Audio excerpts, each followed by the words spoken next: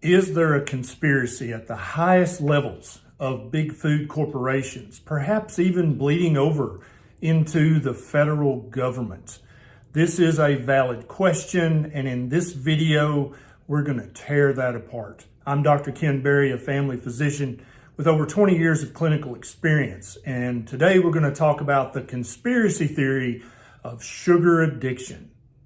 Now, before you think I've lost my marbles and become some kooky conspiracy theorist and am wearing an aluminum hat, I want you to watch a short video. And after this video, I'm going to point out a few key facts about this video and why it's very, very relevant to our sugar addiction crisis in modern society today. It is my theory and my contention that the big food manufacturers are well aware that sugar is habit forming, that it forms an addiction in your brain, and that if you try to stop eating their sugary junk foods, that you will have symptoms of withdrawal, which will point you right back into the direction of eating their products again. I think they know this at the highest levels in the big food manufacturing corporations. I think they have relevant research that they are actively suppressing. And you may say, Doc, what are you talking about? This sounds crazy. Watch this short video and then we're going to talk more right after that. Nicotine is not addictive. I heard virtually all of you touch on it. And just yes or no. Do you believe nicotine is not addictive? I believe nicotine is not addictive, yes. Mr. Johnston. Congressman, cigarettes and nicotine clearly do not meet the classic definitions of addiction. There is no intoxication. We'll take that as a no. And again, time is short. If you could just, I think each of you believe nicotine is not addictive. We just would like to have this for the record. I don't believe that nicotine or our products are addictive. I believe nicotine is not addictive. I believe that nicotine is not addictive. I believe that nicotine is not addictive. And I too believe that nicotine is not addictive. This short video clip is for a C-SPAN clip from a 1994 congressional hearing. 7 of the highest placed tobacco executives in the United States are testifying before Congress under oath, knowing that they had compelling evidence and research that nicotine was absolutely addictive. The Surgeon General had produced a report in 1988 saying, nicotine's addictive. Everybody in the United States back in 1994, especially the smokers, knew that nicotine was addictive. But here are the 7 top executives for big tobacco saying under oath, nicotine is not addictive. Now you notice one of them said the nicotine in our products is not addictive. That's a good little strategy there. So then he could say, well, the nicotine that you use in the rat research models, that may be addictive, but the nicotine in our products is not addictive. You heard another one of these big tobacco executives say that, well, it doesn't meet the classical addiction model. And this is another thing that big sugar and the big food manufacturers, they will say, well, it doesn't meet the current diagnostic criteria for addiction, therefore it's not habit forming. It's my contention that the executives at the very top levels of big food manufacturers already know that sugar is addictive, that it's habit forming. They have research that proves that beyond doubt.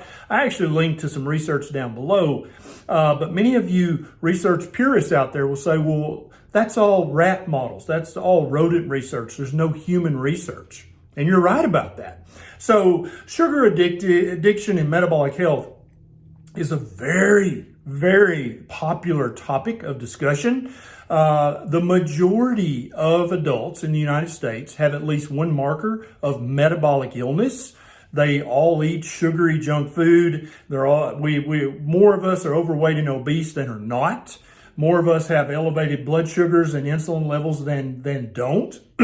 So my question is it's a very popular topic. It's being heatedly debated on Twitter and other social media. Yet, where is the Harvard School of Public Health on this?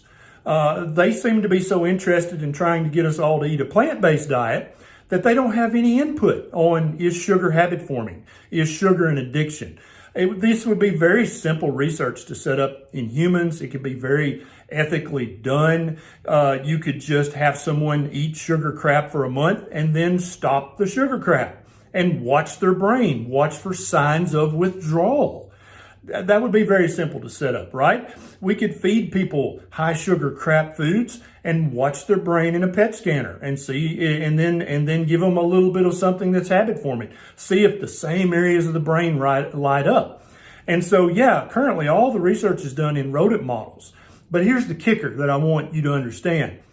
We've never found a substance that is addictive to rodents that is not also addictive to human beings. That includes nicotine, and I think that we'll find ultimately when the big food manufacturers are compelled to testify in front of Congress, hopefully under oath, that they believe sugar is not addictive. And I think they'll echo the same sentiment we saw in this little clip of the big tobacco executives. Indeed, the big food manufacturers have adopted the big tobacco playbook. Coca-Cola and other big food manufacturers have formed entire research institutes dedicated to proving that a calorie is a calorie. All you need to do is move more and eat less. Sugar's not habit forming. They've been caught multiple times funding research, giving donations to research entities saying so that the research would come out and show, well, yeah, I don't know, sugar, it's equivocal, maybe, but probably not habit forming. This has happened over and over and over. So when is our Congress going to act and call the executives of PepsiCo and Coca-Cola and Mondelez and Mars and General Mills and Kellogg's? When are we going to have that congressional hearing? Where's the Surgeon General in all this? The Surgeon General back in 1988 wasn't shy at all, even though it was considered then very weird to say that nicotine was habit forming. The 1988 was several years before this 1994 hearing, yet the Surgeon General came out and published a report saying, yes, duh, nicotine is addictive. I predict when we start to subpoena information out of big food manufacturers, we'll find that, oh, they knew all along sugar was habit forming, just like big tobacco knew that nicotine was addictive. So before you think Dr. Berry's gone crazy and is a conspiracy kook now, realize the same exact conspiracy that I'm alleging is happening with big food right now actually happened with big tobacco back in 1994 when they testified under oath before Congress that nicotine was not addictive. If you know someone who you believe is suffering from a sugar addiction, please share this video with them. Heck, even share it with Pepsi and Coke and Kellogg's and let them know that we know. If you'd like to join me in my fight against chronic disease, obesity, type 2 diabetes, fatty liver, and help me fight the big food manufacturers' conspiracy, consider becoming a patron. I've got a Patreon link down below in the show notes. It's a quick sign up. You can throw a buck or two my way so that I have more time and resources to fight for your health, to fight for your nutrition, and for all your loved ones as well. This is Dr. Berry. I'll see you next time.